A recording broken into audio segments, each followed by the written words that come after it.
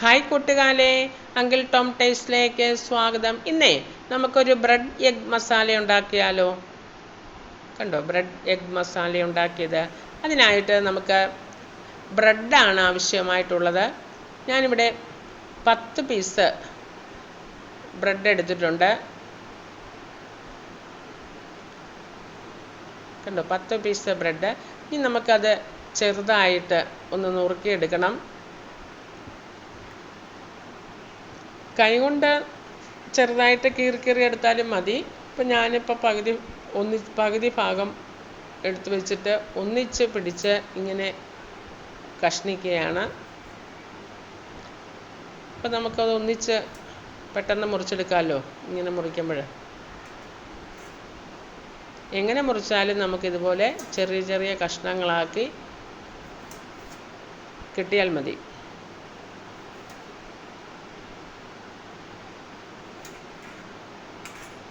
കത്തിക്കൊണ്ടൊക്കെ ഇങ്ങനെ മുറിക്കുമ്പോൾ ഒരു ഭംഗിയിൽ നമുക്ക് മുറിക്കാൻ പറ്റും അല്ലേ? കൈകൊണ്ട് നമ്മൾ കീറി എടുക്കുമ്പം അത്ര ഭംഗി വരത്തില്ല.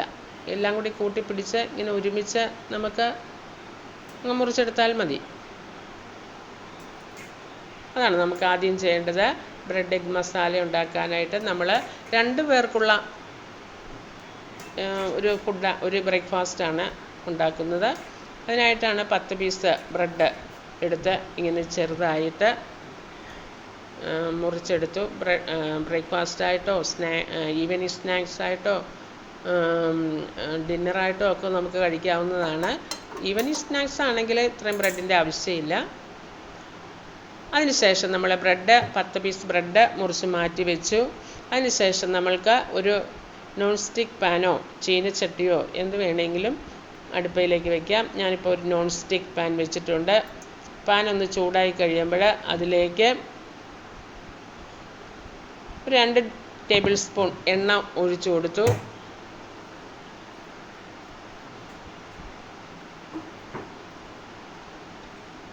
എണ്ണ ഒന്ന് ചൂടായി വരട്ടെ.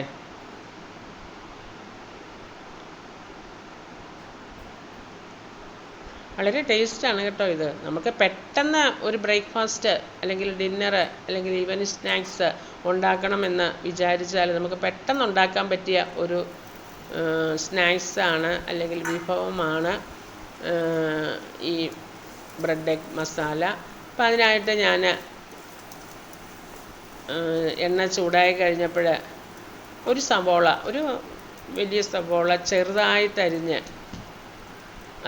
എണ്ണയിലേക്ക് ഇട്ട് കൊടുത്തു.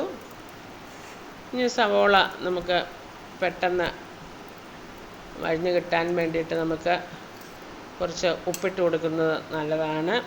ഞാൻ അതിലേക്ക് ഒരു 1/4 ടേബിൾ സ്പൂൺ ഉപ്പിട്ട് കൊടുത്തു.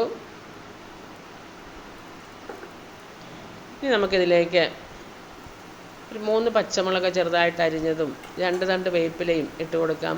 എരിവ് നിങ്ങൾക്ക് കൂടുതൽ ആവശ്യമുണ്ടെങ്കിൽ 4 പച്ചമുളക് ഇട്ട് കൊടുക്കാം. ഞാനിപ്പോൾ ഒരു 3 പച്ചമുളക് ചെറുതായിട്ട് അരിഞ്ഞിട്ട് കൊടുത്തു. അതോടൊപ്പം തന്നെ 2 തണ്ട് വേപ്പിലയും കൂടി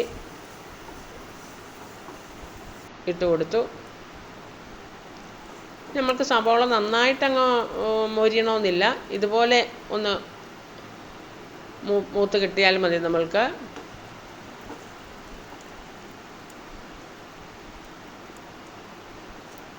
നമ്മുടെ സവോള ഏകദേശമൊക്കെ മൂത്ത് വരുന്നുണ്ട്. ഇനി നമ്മൾക്കിതിലേക്ക് പൊടികളിട്ട് കൊടുക്കാം. അതിന് ഞാൻ 1/2 ടേബിൾ സ്പൂൺ മുളക് പൊടി ഇട്ട് കൊടുത്തു. പിന്നീട്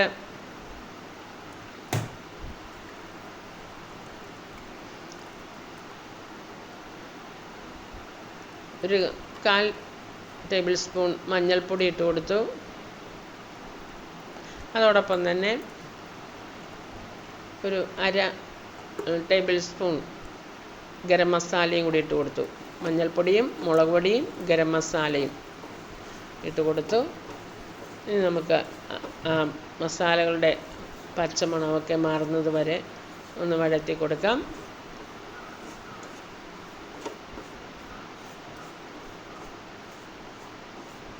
ഇനി നമുക്കതിലേക്ക്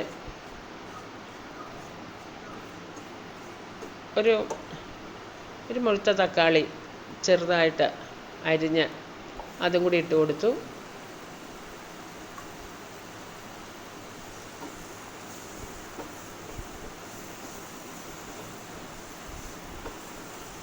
എന്നിട്ട് നന്നായിട്ട് നമുക്ക് വഴറ്റിയെടുക്കാം. എല്ലാം കൂടി ആ തക്കാളിയൊക്കെ ഒന്ന് വെന്ത് വരണം.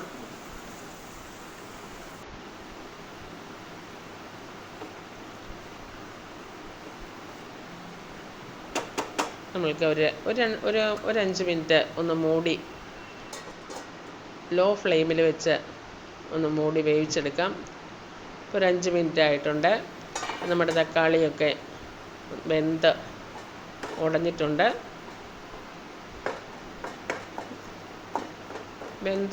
വെന്തിരിക്കുകയാണ്. നമുക്ക് വേണമെങ്കിലൊന്ന് നമ്മുടെ സ്റ്റിക്ക് കൊണ്ടൊന്ന് ഇതുപോലെ ഒന്ന് ഉടച്ചു കൊടുക്കാം. അതിനുശേഷം നമ്മൾക്ക് ആ മസാലകൾ ഒരു സൈഡിലേക്ക് മാറ്റിയിട്ട് ഇതുപോലെ മാറ്റി കൊടുക്കാം. അതിനുശേഷം 2 മുട്ട നമുക്കതിലേക്ക് പൊട്ടിച്ചൊഴിക്കാം. കോഴിമുട്ടയാണെങ്കിലും താറാമുട്ടയാണെങ്കിലും കുഴപ്പമില്ല. എൻ്റെ കയ്യിൽ കോഴിമുട്ട ഒഴിക്കുന്നതായിരിക്കും കൂടുതൽ. എന്നാലും കുഴപ്പമില്ല. താറാമുട്ടയാണെങ്കിലും ഒരു കുഴപ്പമില്ല. എൻ്റെ കയ്യിൽ കോഴിമുട്ട ഇല്ലായിരുന്നു, അതുകൊണ്ട് ഞാൻ താറാമുട്ട ഒഴിക്കുന്നത്. ഏത് മുട്ടയാണെങ്കിലും പ്രശ്നമില്ല. ഞാൻ മുട്ട ഒഴിച്ചു കൊടുത്തു.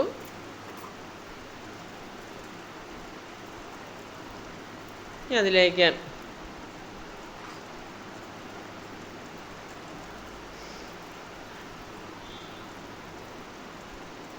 ഒരു 1/4 ടീസ്പൂൺ കുരുമുളക് പൊടിയും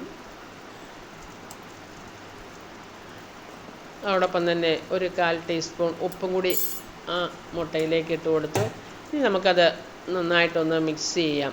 ആ പാകത്ത് വെച്ചുകൊണ്ട് തന്നെ നമ്മളെ മസാലയിലേക്ക് യോജിപ്പിക്കാതെ ആ പാകത്ത് വെച്ചുകൊണ്ട് തന്നെ നമുക്കതൊന്ന് മിക്സ് ചെയ്ത് ഉടച്ച് ഒന്ന് വേവിച്ചെടുക്കാം. നമ്മൾ മുട്ടയൊക്കെ ചിക്കി പൊരിക്കുകയല്ലേ, അതുപോലെ ഒന്ന് ചിക്കി പൊരിച്ച് നമുക്കെടുക്കാം.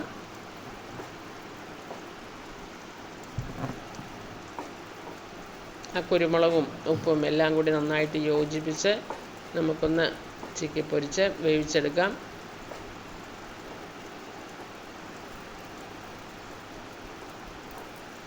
ഹൈ ഫ്ലെയിമിൽ വേണ്ട, മീഡിയം ഫ്ലെയിമിലാണ് നമ്മളുടെ ഈ വെച്ചിരിക്കുന്നത്.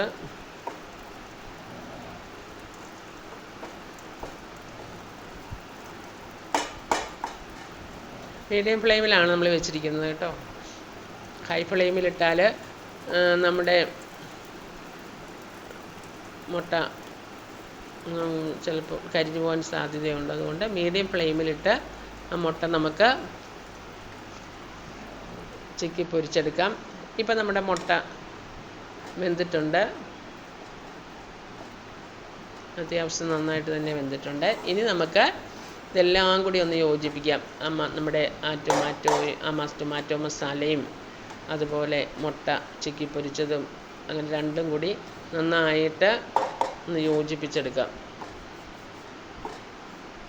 ഉണ്ടോ, ഇതുപോലെ ഒന്ന് യോജിപ്പിച്ച് എടുക്കാം. മുട്ട ആ മസാലയുടെ എല്ലാ ഭാഗത്തും ചെല്ലണം. അതുപോലെ തന്നെ മുട്ടയിൽ മസാല നന്നായിട്ട് പിടിക്കുകയും വേണം. അതിനായിട്ട് നന്നായിട്ടൊന്ന് യോജിപ്പിച്ച് മിക്സ് ചെയ്തെടുക്കാം. അതിനുശേഷം നമ്മൾ കട്ട് ചെയ്ത് വെച്ചിരുന്ന ആ ബ്രെഡ്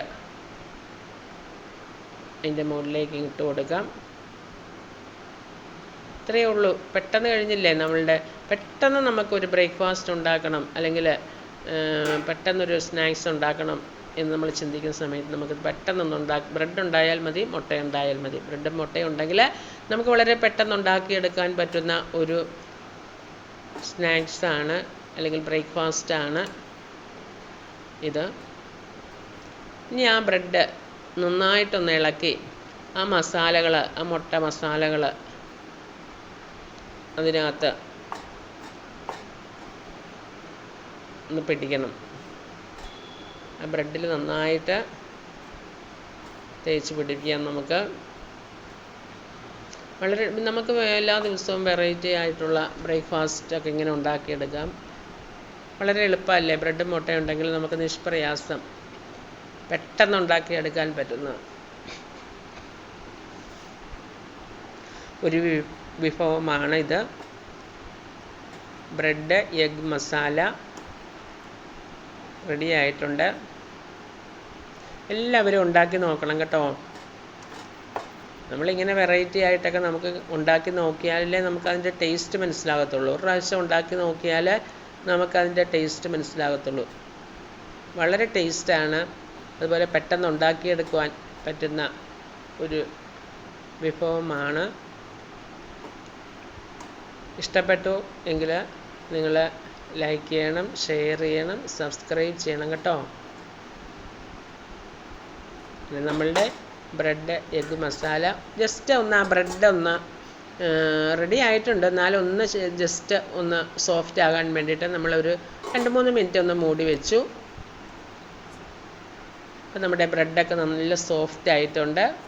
അങ്ങനെ നമ്മുടെ ബ്രെഡ് എഗ് മസാല റെഡി ആയിട്ടുണ്ട്. നമുക്ക്